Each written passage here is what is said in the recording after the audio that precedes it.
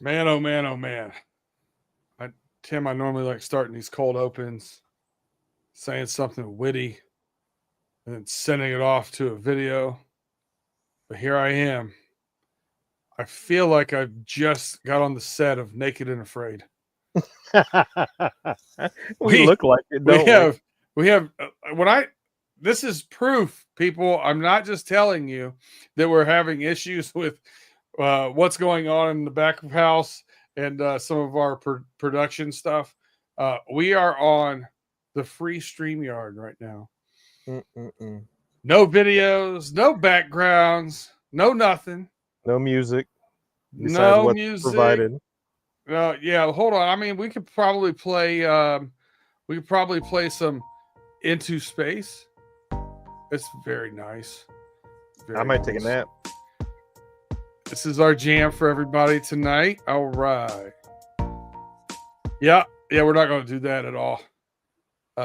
So yeah, it's just me, Brandon Herriott, your boy Tim Lyons, raw, uncut, unfiltered, no Just raw backgrounds, dogging it. no fluff, just raw dogging this podcast. Raw dogging this bitch.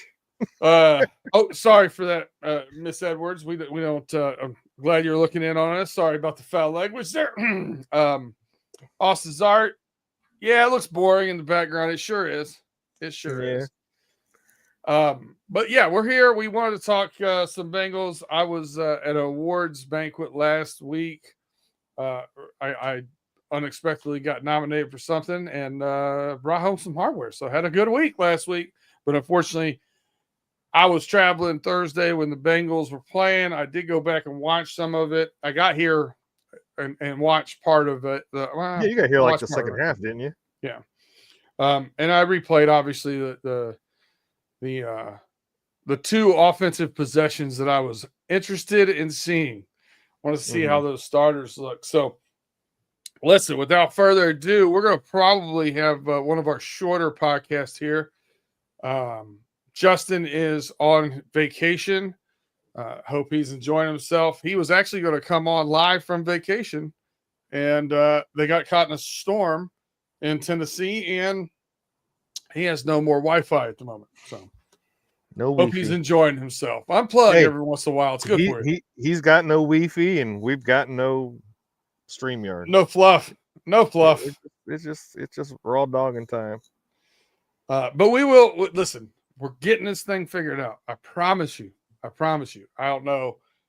We'll be in the same channels, same thing. We're going to change some stuff on the backside of the production. But we will be back bigger, better, forever on the production side for the season. Cross your fingers and your toes. I listen, one way or another, it may end up costing me a lot of money, but we're going to get it done. We're going to get it done. So, Tim, what was your take on the Eagles game?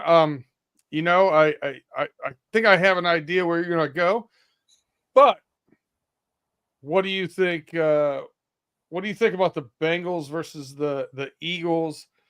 What was your overall takeaways from this game?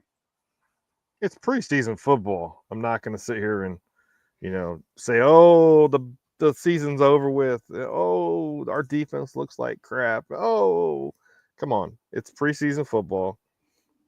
Our job as podcasters and fans, we're focused in on players right now. What's Shamar Stewart doing? How's Joe Burrow and the offense looking that first two series? How are the backups looking? How is Taj Brooks, our rookie running back that we drafted, looking? That's the whole thing of preseason. A lot of people come to me and they're like, "Oh, Tim, your Bengals look like shit against the Philadelphia Eagles." Okay, and I've seen teams go 0-3 in preseason, and then they end up going to the playoffs. I've seen teams go 3-0 and end up going 4-13 in the season. So preseason is just for us to see how those young guys play. And also, we have a new defensive coordinator. How's Lou, or not Lou, I'm so sorry. How's Al changing Lou's, defense from last year to this year.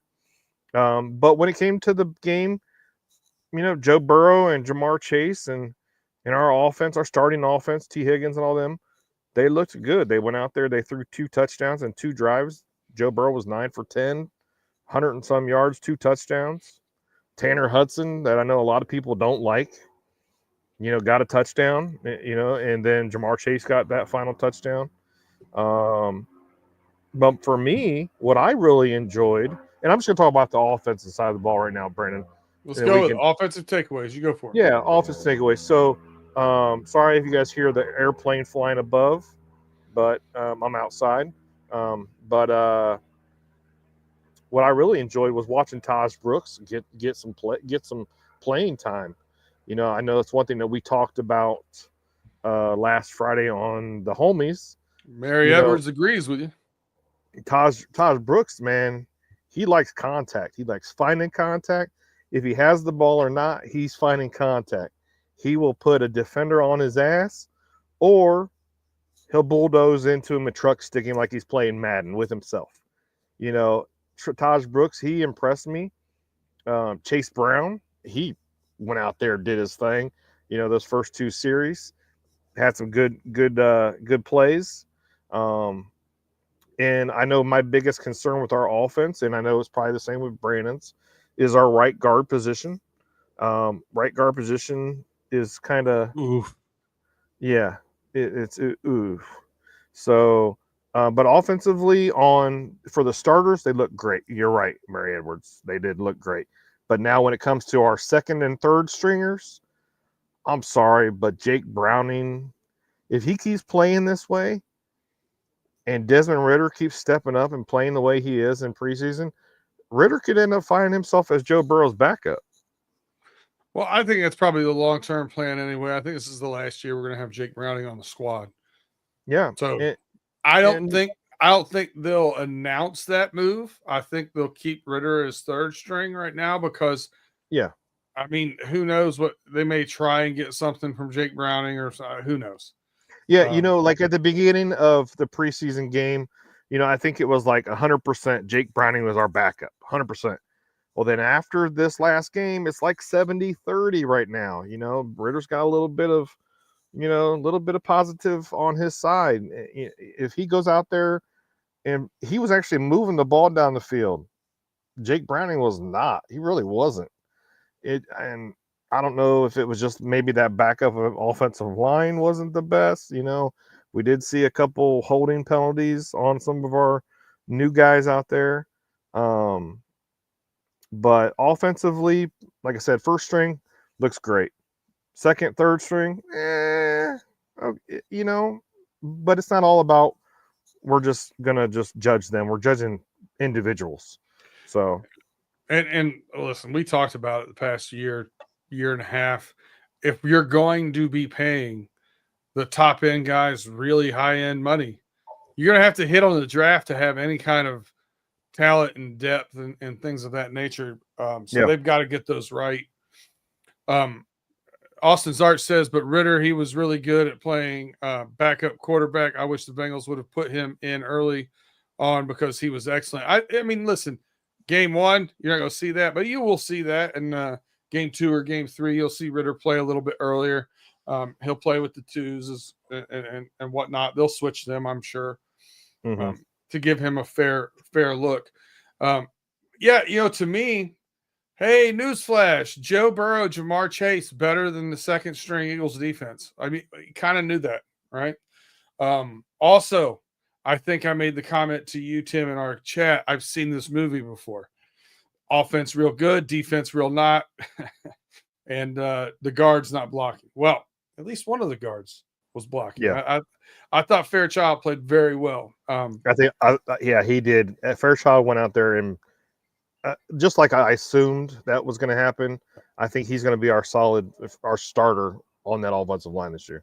And he got a penalty that wasn't a penalty. But he overall, I thought he played well.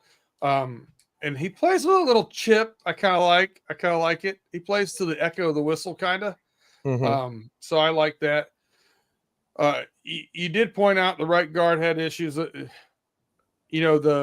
first down on the right hand side to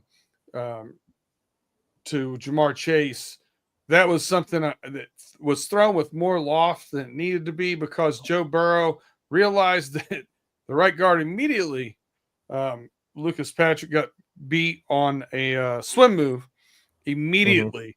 And Joe said, whoop, and lofted it where he knew Jamar Chase was going to be. Yep. So they're pretty good. Ta-da. Yeah. Yeah. And I know the rookie, who's that other offensive lineman we drafted this year?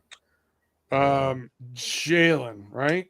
Yeah, Rivers. Jalen Rivers. Yep. You know, he didn't look bad, but he did have that one holding penalty on that uh Taj Brooks first down 10-yard run.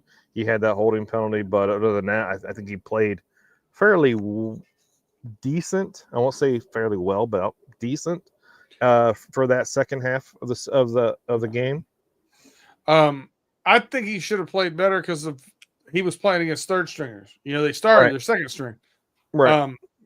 Physically, I think he's got the goods.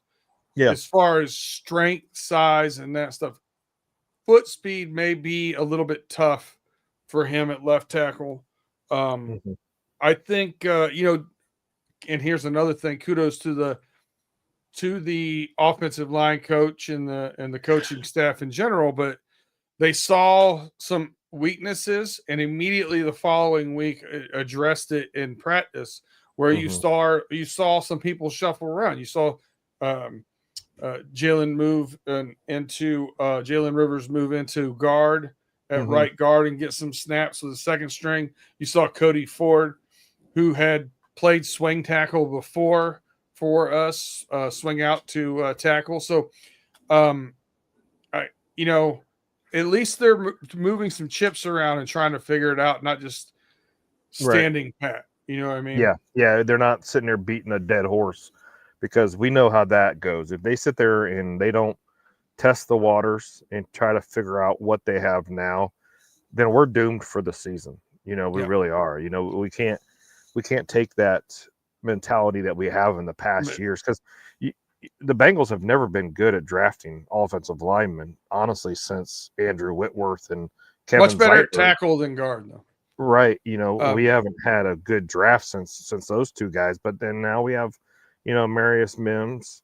I thought he looked very good. Mims is a dog, bro. He's a dog. Yeah. I'll give him kudos for moving some chips around.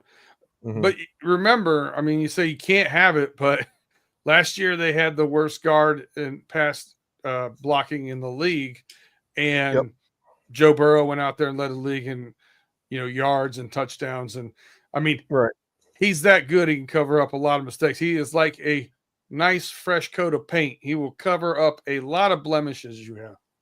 Yeah, but we also got to make sure that offensive line keeps that Lamborghini that we have in the backfield and Joe Burrow nice and straight, dent free, and no paint chipping either. We would definitely like that. We would definitely like that. So let's talk about the defensive takeaways. A lot of chatter, a lot of noise about in the national media, especially same old Bengals.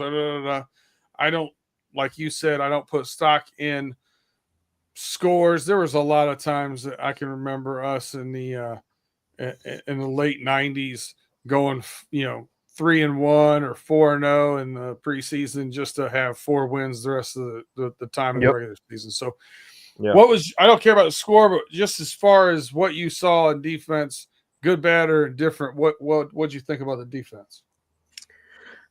Defensive overall, they didn't get a good grade, but they had some good plays. They had some good takeaways. Shamar Stewart was out there putting some pressure on the quarterback. He had a tackle for a loss that I recall. I forget, somebody else got a sack too. Can't remember who it was off the top of my head. But but when it came to the secondary, like the defensive line looked okay. Besides in the very beginning when AJ Dillon was running the ball, Quadfather was out there just feasting, bro. Quadfather, he was just. I'm referring to AJ Dillon. Some of you don't know who that is. Who Quadfather is, but this dude's got massive quads. He's a big, just big Quadfather used to be Dennis Pavlik. I haven't seen him in a while. Yeah. Well, this is old quad father is actually AJ Dillon. He used to play I know. for the Packers. But anyways, he was out there feasting against our defensive line and our defense. Even the linebackers weren't stepping up and stopping him. But then it kind of settled down a little bit. They made some good plays. Our secondary was getting just, they were catching the ball and doing a quick spin move, or well, not really a spin move, but like a half spin, and just leaving their Jordans on the field. Like, what the hell just happened on a couple plays? I know DJ Ivy was one of them, and was it Turner or was it? I think it was Turner was the other one, but secondary, they're coming together in this new defense of Al Golden's. So I'm going to give them a little bit of slack right now. And it's preseason football. We're out there seeing what we have before the season begins. We got beat, what was it, 34-27, I think that was the final score. What do you expect? It's second, third, fourth stringers, some guys undrafted, practice squads maybe, I don't know, whatever it is. Defense didn't look too great, but, we'll see what they look like this Monday. I will say this. If we want to start talking breakdown like by position group, I found some, I don't know if I want to call it excitement, but I definitely found some hope here at linebackers, who use something that you always say. I always give you crap for. Linebacker seems to be more speed, more violent, and running around to the ball. I like that. I like that. I think we got more depth at linebacker now as well. So I'm very interested. I thought Barrett Carter really surprised me. It's going to be tough to keep him off the field as he gets settled in here. Mm-hmm. I know, listen, Logan Wilson, captain, and I get it and everything, but I think you're going to see some package defense where he gets out there on the field for sure. But I was disappointed with the defensive backs. I was DJ Turner, me being a Michigan guy, I was pretty disappointed in the way he played. Looking at some of the individual stuff, I thought there were some individual things, Shamar Stewart being one of them on defensive line. I thought Chris Jenkins looked pretty good. There were some pretty good. We look stronger and more stout, I will say, at defensive. Now we got out of gap. We weren't necessarily minding our gap structure. They were a little bit amped up, I'm sure, probably to get those personal wins. But yeah, no surprise here. Offense. They always say the defense is start off faster than the offense. It takes the offense some time to catch up. Not Cincinnati. That's true. Offense is out in front right now. Yeah, definitely, most definitely. All right. So, any other comments about the game before we take a quick break and start talking about some changes and some practice stuff?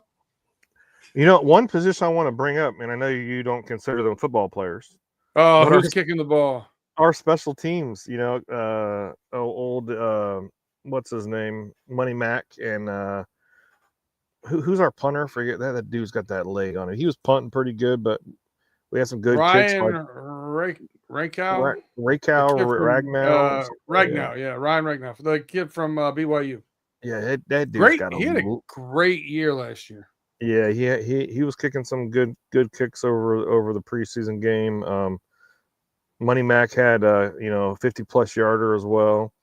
It seems like he has that injury that whatever that injury was from last year, healed up and ready to kick some footballs. Let's hope it continues into the regular season, because there was a lot of times where we should have won games but missed some field goals. Got to get those points when we need them. But special teams look pretty good. And speaking of special teams, they had some good kick returns, some good punt returns. A couple of them got called back for a block in the back and stuff like that. But cheating. Yeah. But special teams didn't look too bad. I think the special teams was a highlight over the defense, believe it or not. That's about it. I concur. Yeah. Unfortunately concur. Yeah. Listen, a 50-yard field goal really isn't nothing now. You got a kid down in Jacksonville hitting 70-yarders. 70 freaking yards. That was ridiculous. Even though it didn't count, there's been a new bar set, and you gotta give him a shout out for it. I wonder if they try that if he makes the squad, and I'm sure he's probably going to make the squad. He kicked for him last year. Oh, he did kick from last year. Okay. Yeah. I wonder if Jacksonville tries that. It was Jacksonville or was it the Panthers? It was Jacksonville. Okay. I wonder if the Jacksonville Jaguars try that crap during regular season, because I would love. It's got to be situational, right? End of halftime. It's got to be the perfect storm. Yeah, there's 3 seconds left in the first half, and they're like, "Well, hey, buddy, you want to try kicking that 70-yarder again? Sure, coach. Yeah, put me in." Down by 2 with 3 seconds left in the half. Give me 71. You got it in you? Yeah, I got it, coach. Wild. And he nailed that kick too. Did. All right. He was on point. So, but anyways, back to all right. football. We will take a quick break here from our sponsors. Even though our production here is naked, we will have some advertising over here on wherever you get your podcast, Spotify, Apple, Google, Amazon, wherever it is, we're there. So hit that like, hit that subscribe, that thumbs up. We appreciate you rocking with us. Tell a friend to tell a friend about us. Get us over here. Get ready, ramped up for the season. We'll be back in just a moment.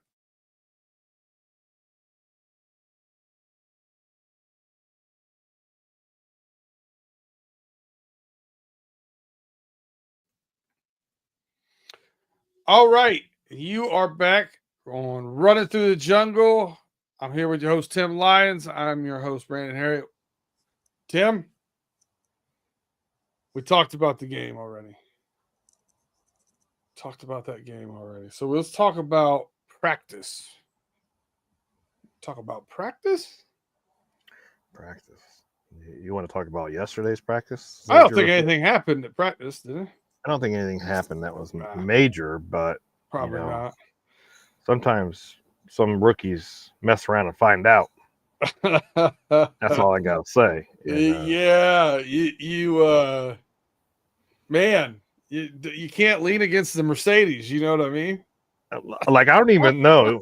That ain't leaning against the Mercedes. You don't lean against the Lamborghini. Okay. Mercedes, whatever. Right.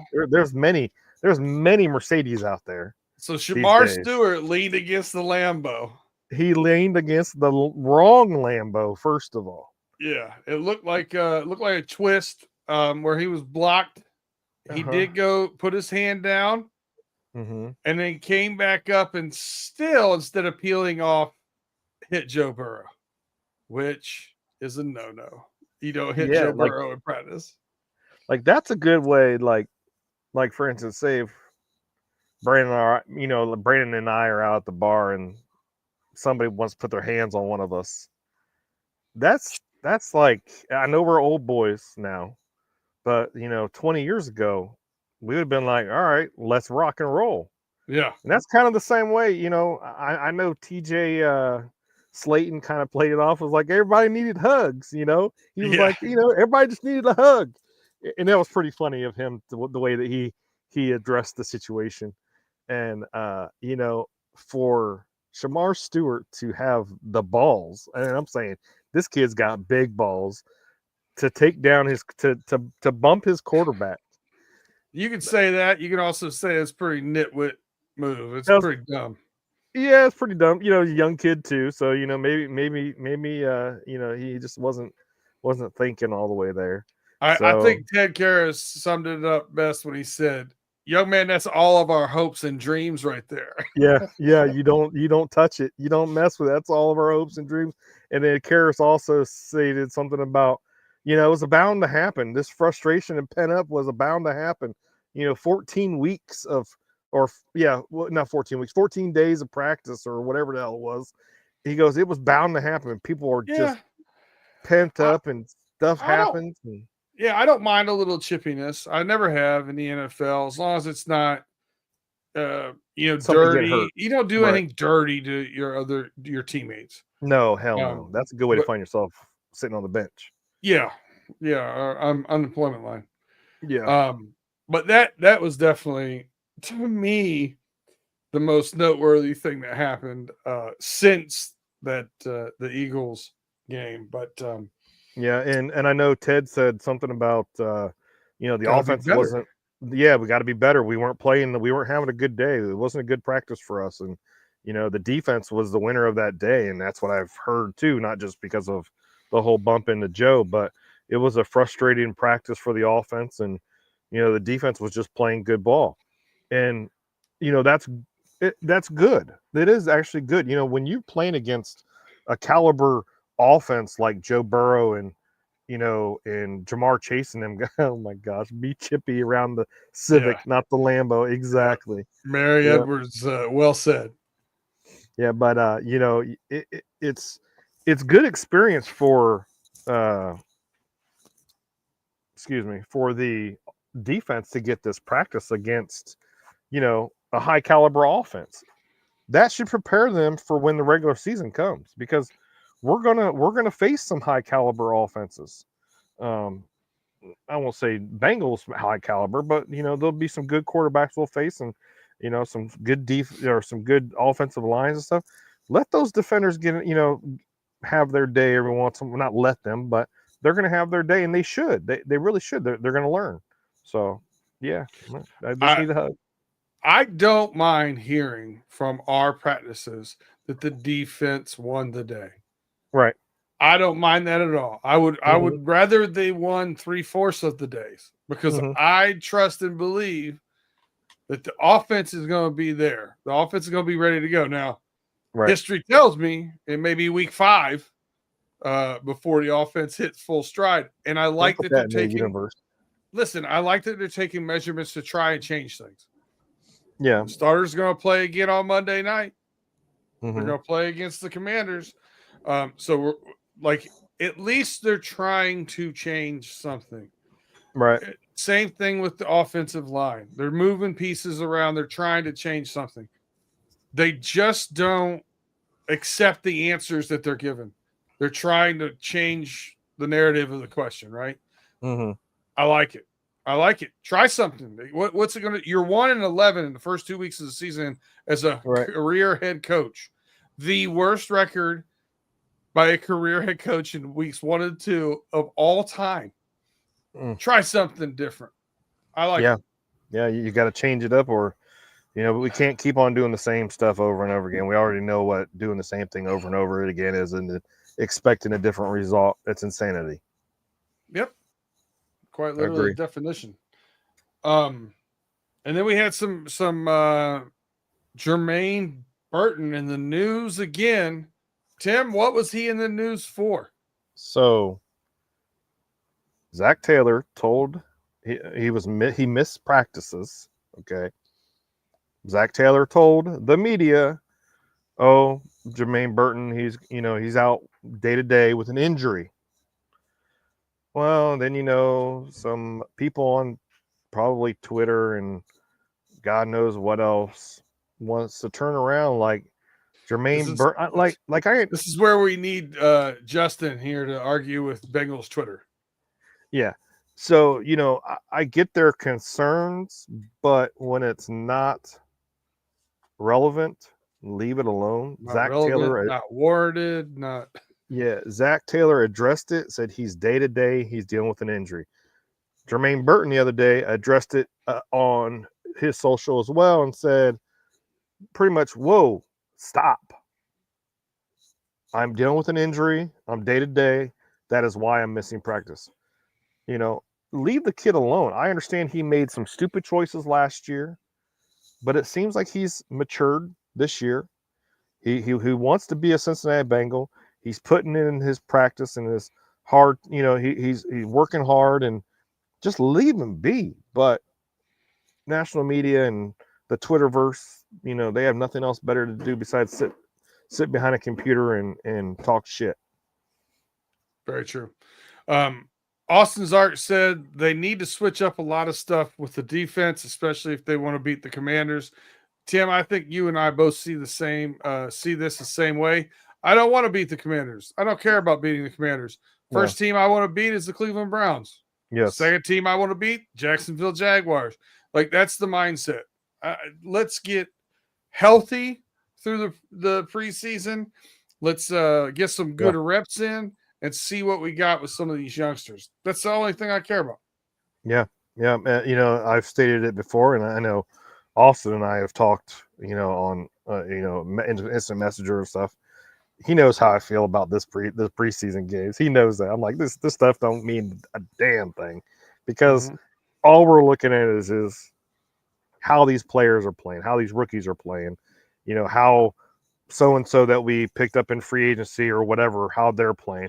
Maybe we'll see some Noah Fant this week. I don't know if he is or not. I know Gesicki, he's probably not going to be playing on Monday night, probably not because of his soft tissue injury. I think we could see some Noah Fant there. I think we could too. We didn't last week because he was just getting in to Cincy. So, I'd like to see how he's worked in on the offense. But that's what preseason's all about, is seeing what we got and how these kids and these undrafted free agents or these undrafted rookies and these free agent guys that we picked off of, whatever, to see how they're going to play. And like I said, I don't care if we go 0-3 this preseason, as long as we have a winning season and we have a great season and healthy season and being healthy. I want to see these. I don't want to see nobody get hurt. And that's the same thing how I feel about other teams too. I don't want to see nobody getting hurt. I don't care how it is. I don't want to see any other team get hurt, because I want to see the best two teams on the field. Like, one thing, Brandon And don't Herriott, ruin my fantasy football team either. Oh yeah, that too. Fantasy football's coming up, and I know we're going to be doing our draft on a league that I'm on here soon too. Don't screw up my fantasy football. It's just, I don't want to see other players getting injured. And as Brandon Herriott likes to always say, is it takes two teams to play the game. Mm-hmm. So, but yeah, sure enough does. I hearken with the whole preseason notion and everything. It's really simple to me. Lamar Jackson has a lot more preseason wins than Joe Burrow. Joe Burrow's got more playoff wins than Lamar Jackson. Which one would you rather have? Playoff wins. That's all that matters. Pretty easy. Yeah. So that's what we're doing, man. We're trying to analyze what we got, who we got coming up here, and can we get to the playoffs again this year, make some noise. So we'll keep evaluating, keep taking a look at them. After we see the Commanders Monday night, plan is next week, get some of this production back in line one way or another. We'll have some of it done, if not all of it. And I want to bring back a segment from last year. I want to bring back Check, Raise, Fold.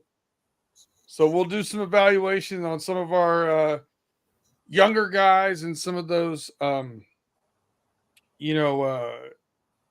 don't know, cut casualties or training camp casualty players, and who might be on the cusp there of making the team or not. We'll take a look at them.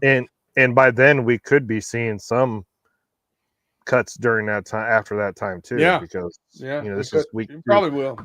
Week 2 of the preseason. A lot of teams are going to start narrowing it down a little, here and there, and giving guys that one final preseason game to see if they're going to make the roster or not. What are you looking forward to on Monday night against the Commanders? I just want to go. I just want to see another 2 offensive series with Joe Burrow and Jamar Chase and the starting lineup, and I really want to watch that right guard position. I really want to watch it. Like, I'm going to watch that right guard position like a hawk. But I just want everybody to stay healthy too, though. But I want to see a little bit more of, like, my question is this, and chat, be happy to answer this question for me too. Like, is Al Golden running his defense, or is he running a shell of it? A shell of his defense? Yeah, he's not going to show you a whole lot. Right, but to me, from Thursday's game against the Eagles, it seemed like we were just seeing a shell. And I know a lot of media is taking, beating the Bengals defense up. Oh, they're going to be awful. They're going to be awful.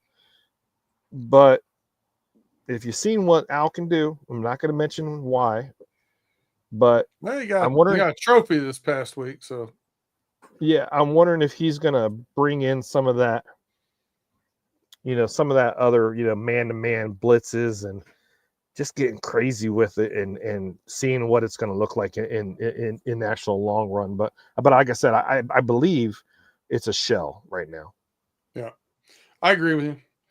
I'm really looking for two things: block somebody and cover somebody. Those are my two biggest things that I'm going to be looking for on Monday night. Block somebody and cover somebody. And I want to see Shamar Stewart kill somebody too. Like, I want to actually see him get in there and not just get pressure on the quarterback, but get in there and ring his, I don't want to say ring his bell, but sack the quarterback. I want to see him do a little bit more than just the pressures. And I know, Trey Hendrickson, has high quarterback pressures, but he also has 17.5 sacks last year and the year before that. So, but I just want to see more of Shamar Stewart sacking the quarterback. Shots fired. Mary Edwards says why? Because of the card-carrying golden helmet liquor status? Yeah, that's it. That would be it. Yeah, You're absolutely a little sympathetic right. To the Golden Domer. Yeah. Yep. All right. Any closing comments, Tim? Tomorrow night, I will be on the Homies. That's a AFC North podcast. I was on it last week with Brandon. This week I'll be by myself as the only Bengal guy on there. So, all these Steelers people won't get butthurt. Oh, there's too many Bengals people on there spitting facts. Yes. So, but come check me out. I will be on there. I don't know what time it's going to be actually because of the Tate's got some prior engagement. So it might be 5 o'clock. It might be 6 o'clock, or what would it be? 8 o'clock or 9 o'clock your guys' time. But come and say hi. I know Austin's usually in the chat. So, and I know everybody, just loves the Pittsburgh Steelers. So maybe just come in there and poke the bear a little bit, come support me as well. But other than that, you guys all have a great weekend. And don't forget, Battlefield 6 beta is this weekend on PlayStation, Xbox, and PC. Brandon has no clue what the hell I'm talking about because he doesn't play video games. Is that come again? It's a video game. It's a pew pew kind of video game. Oh, okay. So that's going on. And I might this weekend also stream a little bit of college football. I have a dynasty league going with the Army. I'm playing as Army on college football right now. So come check me out too. Anyways, have a great week and thanks for watching. And I appreciate you representing the Bengals on the Homies tomorrow night, because if you don't think I love my wife, I'm taking her on purpose to Cleveland, Ohio to watch country music. That's love, Tim. Well, but you like country music.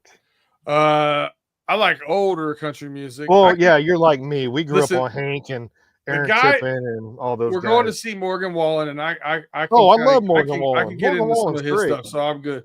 Yeah. I'm not Waylon. I mean, Heather said Waylon. Yeah. Waylon was nice. But yeah, I mean, hey, that's love though. Taking her to Cleveland on purpose. Good for you. All right, we make sure you wear all your Bengals gear too when you go. Mary Edwards says, "Oof, we all have flaws, Brandon." Fair enough. We appreciate you guys rocking with us once again. Please like, subscribe, share, tell a friend to tell a friend if you have not yet, and check us out next week as we are running through the jungle. Rawr, boom, boom, boom, and all the other music stuff we don't have this week. Thanks for rocking with us. Oh, shoot.